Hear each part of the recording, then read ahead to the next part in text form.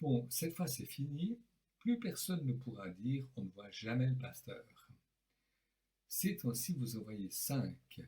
Oui, 5 qui, à tour de rôle, vous offrent une méditation quotidienne. En fait, une diacre, une pasteur stagiaire, 2 pasteurs et moi, pasteur retraité, qui ai repris du service dans la paroisse. Et, cerise sur le gâteau, une formidable musicienne, notre organiste Anne-Claude Burnon, qui nous offre des méditations en musique. Autant le dire, c'est le luxe.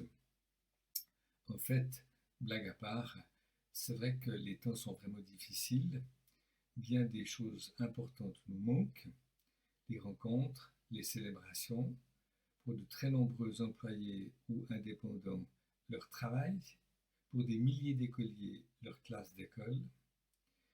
L'angoisse et la peur sont omniprésentes, pèsent lourd et font perdre leur repère à bien des gens. Pour tenir le coup, nous avons besoin de recevoir un soutien spirituel au sens le plus large du terme, tel que celui qu'a reçu le pèlerin du psaume 23. Dans l'ancien Israël, il est d'usage de faire un pèlerinage une fois par année au temple de Jérusalem. La plupart des gens se déplacent à pied, ce qui n'est pas sans danger. Il arrive souvent que les voyageurs soient attaqués par des voleurs, comme dans la parabole du bon samaritain. Et le pays est rude, les chemins sont parfois difficiles, la nourriture peut manquer et l'eau est rare. Le pèlerin du psaume 23 est à Jérusalem et il se trouve sur le point de reprendre le chemin du retour. Selon la coutume, on fait à ce moment-là un grand repas de fête. Chaque convive reçoit une coupe pleine de vin et à la fin du repas, on enduit les convives d'huile parfumée en signe de joie. Et le pèlerin réalise alors que malgré tous les dangers, son voyage pour venir à Jérusalem s'est bien passé. Il exprime sa reconnaissance et sa confiance avant de repartir dans son village. Je vous invite à écouter la lecture de ce psaume faite par Martine, mon épouse.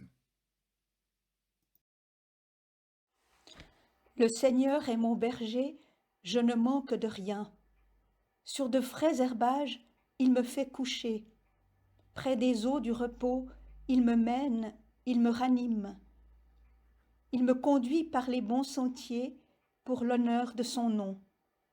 Même si je marche dans un ravin d'ombre et de mort, je ne crains aucun mal, car tu es avec moi. Ton bâton, ton appui, voilà qui me rassure. Devant moi, tu dresses une table face à mes adversaires.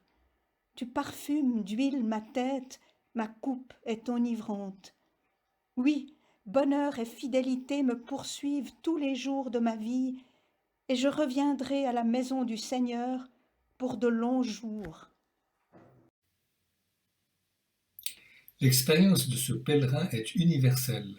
C'est pourquoi elle figure dans le livre des psaumes, le livre de prière par excellence des juifs et des chrétiens. Même dans les moments les plus difficiles, nous ne sommes jamais seuls sur notre chemin. Dieu est là, tout près de nous, comme un berger qui n'abandonne aucune de ses brebis. Jésus a repris cette image dans l'évangile de Jean au chapitre 10 en disant « Je suis le bon berger.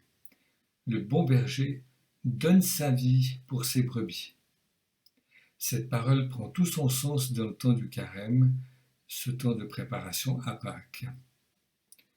Dans notre psaume, la confiance du pèlerin lui permet de marcher sur des chemins dangereux. Dans nos vies, cette confiance nous aide à trouver de nouveaux chemins pour rester en lien, pour développer une solidarité avec d'autres. Il y a le téléphone, les messages électroniques, les gestes d'entraide. Il y a aussi les applaudissements que nous partageons avec d'innombrables autres personnes d'ici et d'ailleurs, chaque soir à 9h sur nos balcons, pour toutes les personnes qui travaillent pour nous, notamment dans les hôpitaux. Je vous invite à terminer par une prière. Seigneur, nous te prions pour nos familles, pour nos proches, pour nos voisins, nos collègues, pour les personnes engagées dans notre paroisse, pour nos amis et amies de la paroisse catholique de Saint-Maurice. Aide-nous tous à recevoir le soutien dont nous avons besoin. Aide-nous tous à recevoir ce qui est bon pour nous maintenant. Amen. Que le Dieu vivant, Père, Fils et Esprit, vous bénisse et vous garde. À bientôt.